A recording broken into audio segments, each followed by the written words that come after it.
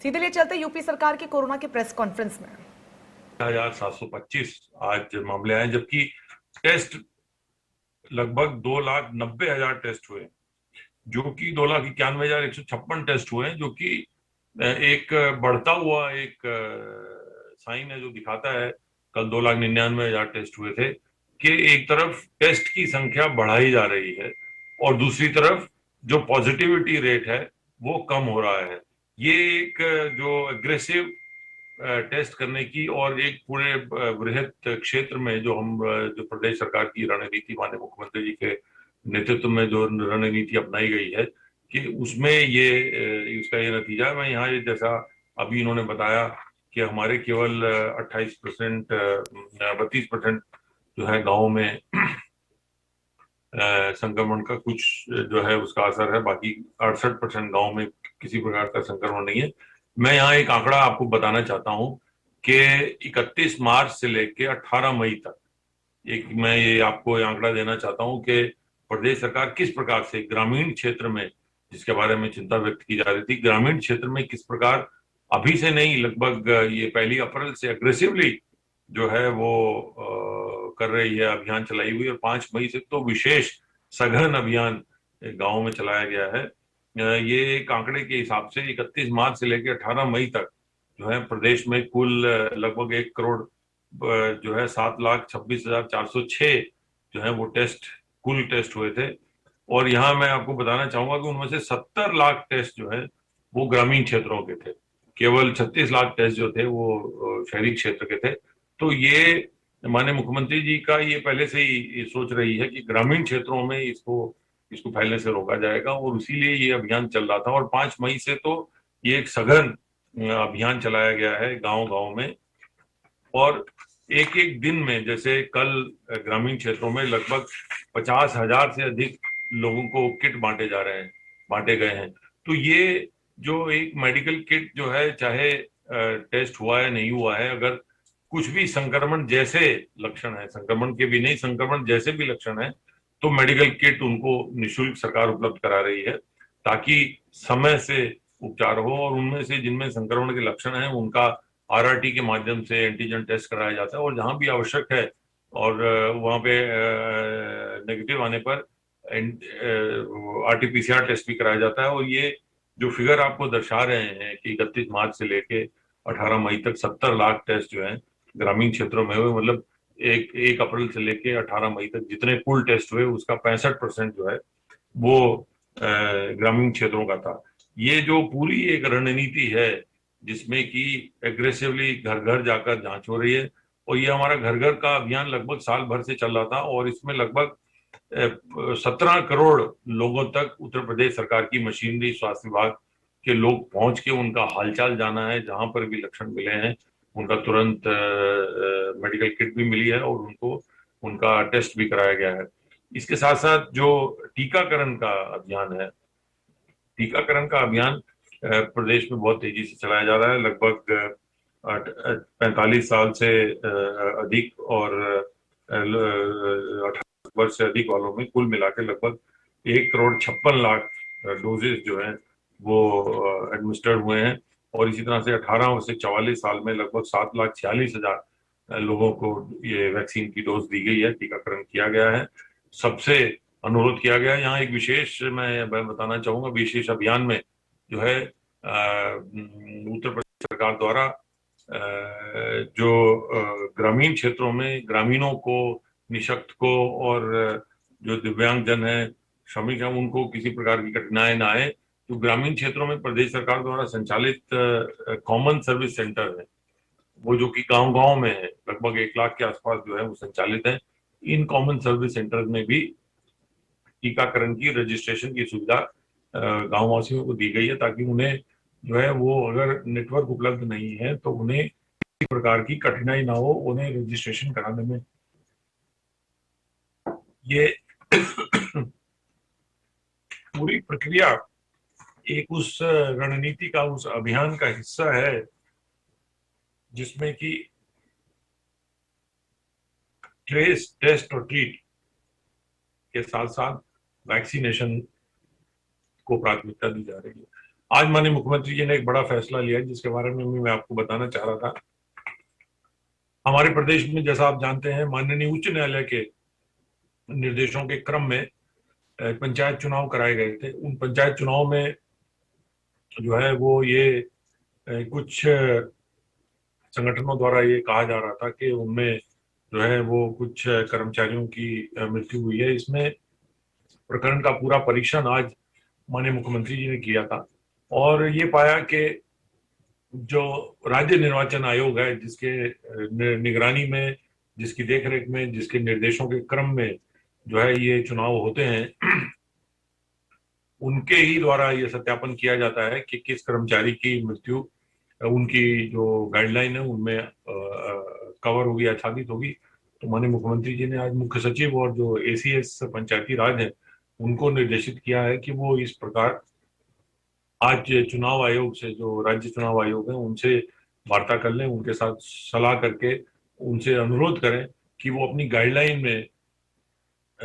संशोधन करें, क्योंकि जब ये गाइडलाइन बनी थी तब कोरोना की बीमारी नहीं थी। माननीय मुख्यमंत्री जी ने ये भी निर्देश दिया है कि प्रयास होना चाहिए और सरकार का ये कमिटमेंट है कि जो भी राजकीय कर्मचारी है, यदि उसकी ड्यूटी पर मृत्यु हुई है तो उसके परिजनों को, उसके आश्रितों को नौकरी देना, जैसे भी जिस प्रकार में थे, जो हमारे रेगुलर कर्मचारी थे उनको रेगुलर नौकरी देना, जो रोजगार सेवक, शिक्षा मित्र थे उनको उसी श्रेणी में उनके आश्रितों को नौकरी देना, ये सरकार की कमिटमेंट है। और जो भी सरकार जो राज्य निर्वाचन आयोग के निर्देशों, गाइडलाइंस के क्रम में जो भी जितने हमारे जो कर्मचारी आएंगे उनको अतिरिक्त रूप से उपलब्ध कराया जाएगा। इसमें चीफ सेक्रेटरी, हमारे मुख्य सचिव और अपर मुख्य सचिव पंचायती राज दोनों को निर्देशित किया गया। उन्होंने इस संबंध में चुनाव आयोग से आज एक बैठक भी कर ली है, एक वार्ता भी कर लिया और शीघ्र ही इस संबंध में जो है चुनाव आयोग की जो गाइडलाइंस है वो प्राप्त होने पर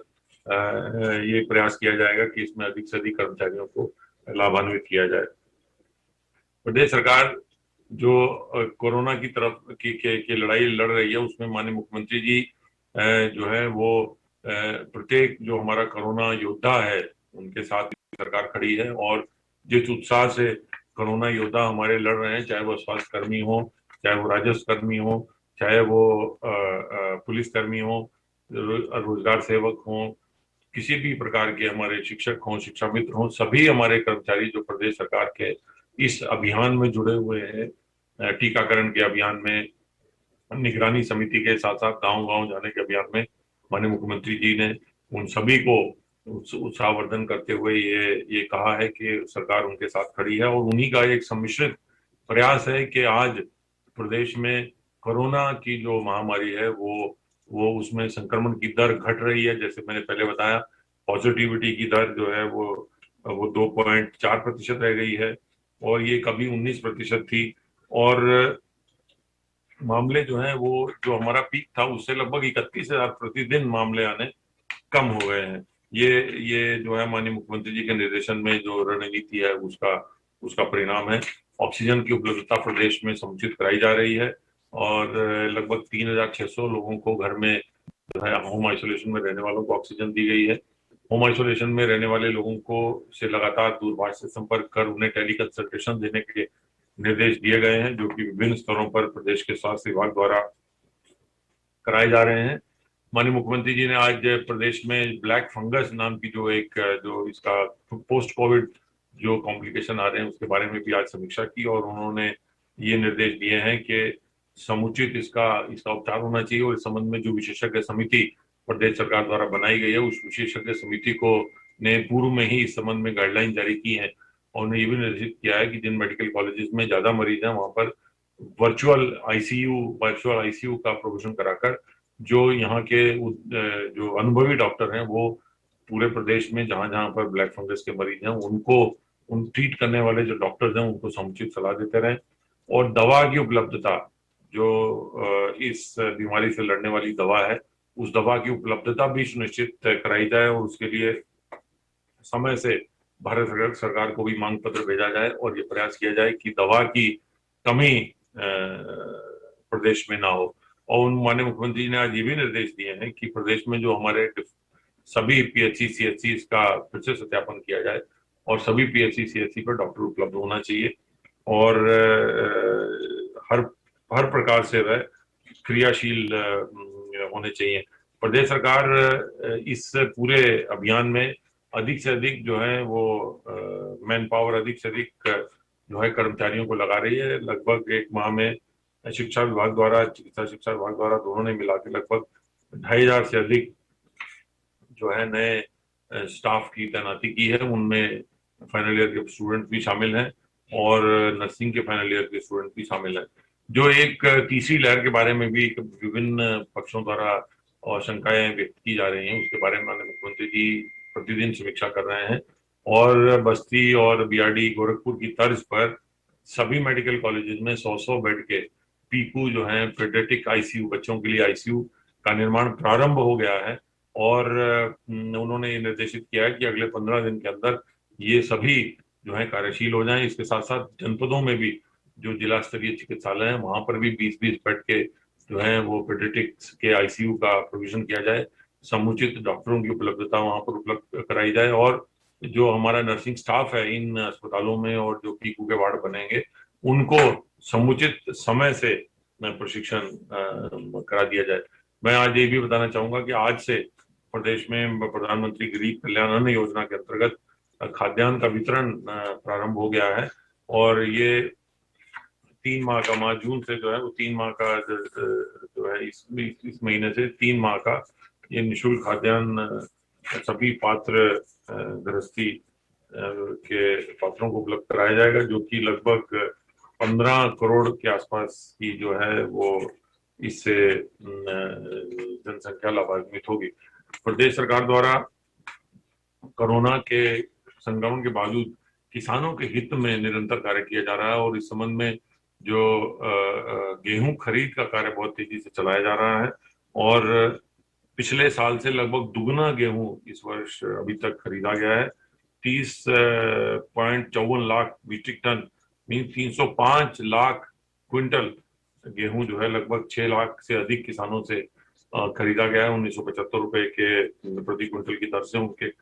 खातों में 72 घंटे के अंदर अंदर ये धनराशि भी हस्तांतरित करा दी गई है। और प्रदेश सरकार द्वारा ये भी निर्देश दिया गया है, माननीय मुख्यमंत्री द्वारा ये भी निर्देश दिया गया है कि कर्मचारी जो किसानों को खरीफ की फसल में जो उनकी खाद बीज की उपलब्धता है वो उसका समीक्षा की जाती रहे। ये भी अवगत कराना है कि कल जो है माननीय प्रधानमंत्री जी के नेतृत्व में भारत सरकार द्वारा इसमें डीएवीपी की खाद में जो है वो सब्सिडी को बढ़ाया गया है। अंतर्राष्ट्रीय स्तर पर कीमतें बढ़ी थी, परंतु भारत सरकार द्वारा यह निर्णय लिया गया है कि उसके बावजूद पुरानी दरों पर 2400 की बोरी 1200 में जो है किसान को उपलब्ध कराने का निर्णय किया गया। लगभग प्रदेश में 2,70,00,000 किसान इससे लाभान्वित होंगे और इससे प्रदेश में लगभग 5 करोड़ रुपए का जो है प्रदेश को जो सहायता मिलेगी, जो कि किसानों द्वारा भुगतान किया जाता है, वो उसकी होगी। तो ये किसानों के संबंध में भी प्रदेश सरकार द्वारा और भारत सरकार द्वारा विभिन्न निर्णय लिए जा रहे हैं। इसके बारे में मैं मैंने आपको अवगत कराया। बहुत बहुत धन्यवाद।